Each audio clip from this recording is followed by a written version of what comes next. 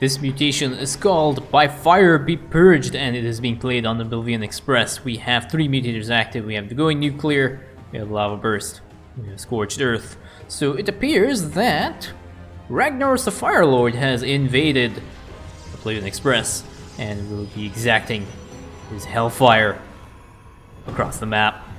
I used to play Hearthstone a little bit, and then Starcraft introduced the Wheel of Misfortune, so I got my daily dose of RNG from Starcraft itself, and therefore ended up quitting Hearthstone. So, you can see here that the production-wise, we have the gateway build here for Zeratul. As a result of the newest patch that has nerfed the cost of the Zeratul Legion, there are now 2 viable ways to expand, and to be honest, I'm not really sure which one is better. You can use the Zeratul Legion expand to clear your expansion, but the other option is you can go for a gateway build and start building some ambushers a little bit early. And that gives you, again, a little bit of early game pressure as well that you can apply throughout the course of the mission. Helps you with the first objective to start. So I'm not really sure which is better. I think it may be more viable now to just build stalkers to clear your, especially non-contested expo. Not really sure. Do let me know in the comments what your thoughts are on this. Let's have a look at the masteries here. We have Zeratul attack speed, artifact spawn, and the Legion cost here. And for Tychus, we have the Tychus attack speed, Tri-Outlaw, and the Odin cooldown. The Odin cooldown here, again, it might be a result of the medevac nerf for Tychus. If medevacs now, their main purpose is to provide you with a mobility solution, then it may be viable to not just go for the medevac cooldown anymore, because you can't really use the heals aggressively. It might be just better to get the Odin cooldown, and you have access to the nukes and whatnot. So overall, all seems okay. The 3 mutators here, I think probably the most annoying one is the Going Nuclear mutator. The Going Nuclear is just a very, very spammy kind of mutator, and if you are not paying attention and your army does end up getting caught in the middle of a nuke, it's almost impossible to get out of the way. Now, fortunately for these 2 commanders, you have stalkers with the blinks, which is very, very useful for moving out of the way, especially given the fact that these blinks can stack up. And we also have Tychus with his medevac cooldown, which can actually protect him from these nukes over here. And you can see here there is again a bunch of lava bursts and a bunch of nukes here. So the one thing to note about these mutators is that they will actually try and target your army and your units around the map. People think that these things are spread across the map randomly. They are not spread across the map randomly. They actually try and find allied units, and they will try and find pathing of allied units, and they will try and put stuff in the path of your units over here. So you have to actually pay attention as you move around the map here. There is no other way about it. Like, you have to actually pay attention. It's just not random. If you rely on the randomness, you're going to have a very bad time. So Zeratul is in the process now of looking for his artifact fragment. Fortunately, spawned right next to his base over there. He was kind of out of position, but Zeratul has picked up his first artifact fragment. You can see here Vega and Tychus along the way, and just moving out of the way here. Vega is the newest, also one of the outlaws that have gotten buffed as a result of this patch. And I think Vega is one of the more powerful outlaws now, especially if you're dealing with the robotics compositions. So if you're playing against Robo Reaver, or Skytoss Tempest, or Skytoss Carrier, Vega is actually really good now.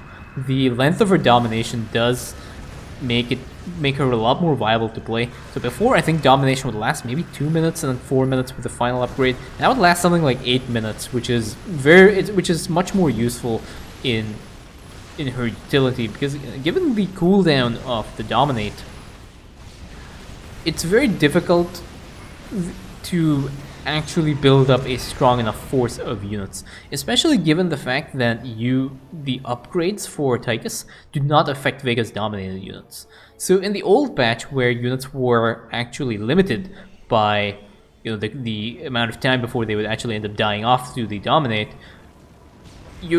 if you're going for Vega now, it is actually viable. You can see over here there's a little bit of a jump over here to try and move out of the way of that nuke, and just a reorganization here to try and deal with some of the Reapers that jumped along that map.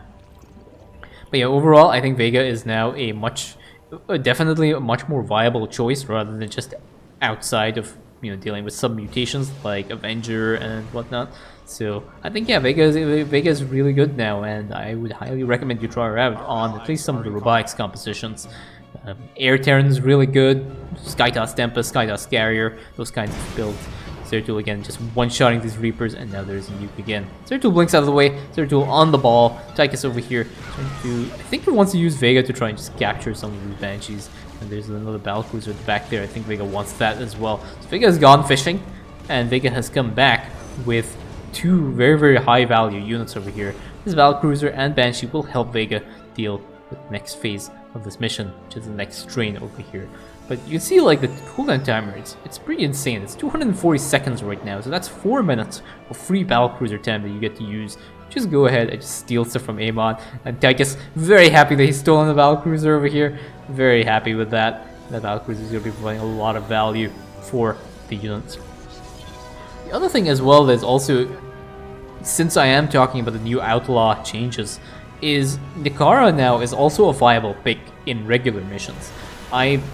Part of Rock Slapping Champions, which is another series I do on this channel where, you know, we show some of the lesser skilled co-op play. Normally going for Nikara first is a really bad decision. But if you're going for a build like this now, where you have your Fixers, which have the lower HP, Nikara is actually much more effective at healing them than Rattlesnake. And plus she provides also the attack speed buff, or the attack damage buff to the Outlaw. So she's actually a viable pick now, and again, I would highly recommend you try her out. Nikara is more useful when you have Fixers in your composition, and Rattlesnake is much more useful if you have muscle in your composition. So just take that into consideration, because it really depends on the type of healing that is utilized. Nikara provides a fixed HP healing rate, whereas Rattlesnake provides a percentage-based HP healing rate. So that War Prism is also ready now to provide these commanders with a little bit. And notice how these commanders are sitting in their base. They're not really pushing aggressively, but that is because of the mutators that are out there. This is a safe zone, so the mutators will not spawn here, which gives you time to be able to macro and whatnot. We can see that we have just a bunch of upgrades that are coming out here. Tychus has gone for the level 1 attack upgrades, but I don't believe it's useful to get these upgrades if you have nothing else to spend on. The goal is to try and get Rush Vega's ultimate upgrade as quickly as possible. See here Vega just dropping some of these units to the ground to allow here, and Vega has stolen actually one of these liberators, which is again very useful. You can see the heal from Nikara over here. So pretty much ideal builds here for these commanders. They're doing really well, and this is why I like casting some of the mutation games as well. It does provide you with another dimension to high-level play rather than just watching speedruns. So you can see we have also a bunch of turrets here. This is there to deal with the inevitable ghost count. We have a bunch of liberators as well on this side. Let's see if Vega actually is going to try and steal some more of these units here. And you can see here what Zeratul has done. Zeratul has gone for the blink upgrade. The blink upgrade is very, very important for damage output for these stalkers, given the nerf that they have gotten. They used to deal 200% damage, and their blink was only limited to an 8-second cooldown. I can't remember what those things are called. The blink trail, the thing that actually dealt damage, it was on an 8-second cooldown, so it didn't really matter how many blinks you had. In the new patch now, the damage output has been reduced to 50%, but the blink, the Void Apparition, I think that's what it's called. The Void Apparition, or it's called Vengeance of the Void, that is no longer on an 8-second cooldown. So if you actually stack up blinks, you could still one-shot attack waves or deal a good amount of attack wave damage to... There's a little bit of harass here as well, which is somewhat unfortunate. A lot of Zeratul's probes are going down, which is kind of painful for Zeratul here. But those blinks now are no longer on an 8-second cooldown, so the Void Apparitions will spawn as long as you have blink available on your stalkers. So getting this Void Blink upgrade is very, very useful for Zeratul in increasing his damage output. So Tychus wants to try and go and deal some damage over here. Unfortunately, the Liberators do not get the upgrades to the siege up that Nova would normally have, and you'd expect, because Nova is the only commander that has these Liberator upgrades. So whenever you play a Liberator, you kind of feel like you're playing Nova. You get very, very disappointed when you try and get Amon's units over here. This is another attack wave over here, but you can see here that Zeratul, see how these blinks are no longer limited by, these Void Apparitions are no longer limited by the blink, by the 8-second cooldown. And that makes Zeratul, again, a reasonably decent commander. Like, he's not as nerfed as people kept saying he is. And there's a little bit of a problem over here because I don't think Tychus has damage output to be able to handle the strain. You might actually need to get Rattlesnake into the mix to provide him with a little bit more damage output. There's another heal from Nikara. Tychus trying to take out the strain. I think he might actually get it. We will have to Star Step. This is going to be a little bit of a problem. Zeratul is over here now. Is going to try and deal with this next strain by themselves. And again, this is one of the more scarier attack waves because you can see there are a lot of Battlecruisers here.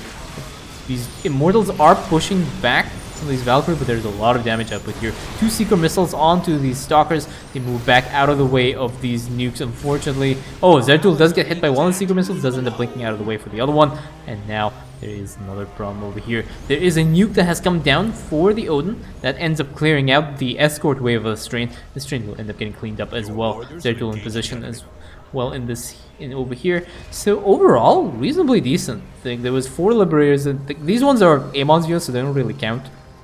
Nikara has gotten killed off, I think, as a result of the focus fire down from some of the Battlecruisers.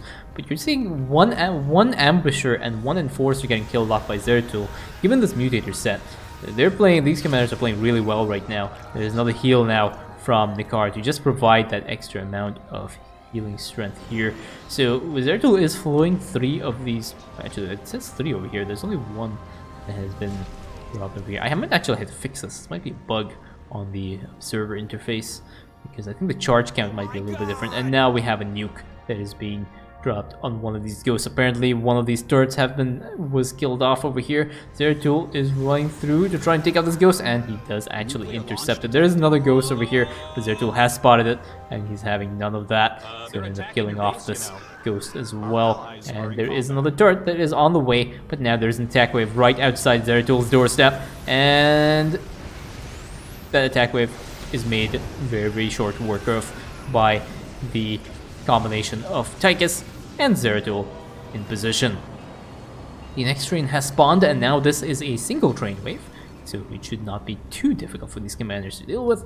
But again, we will have to pay attention and see how these commanders are going to deal with this. This void array is trying to unload Zeratul's army, but it is having a lot of problems from these lava bursts over here.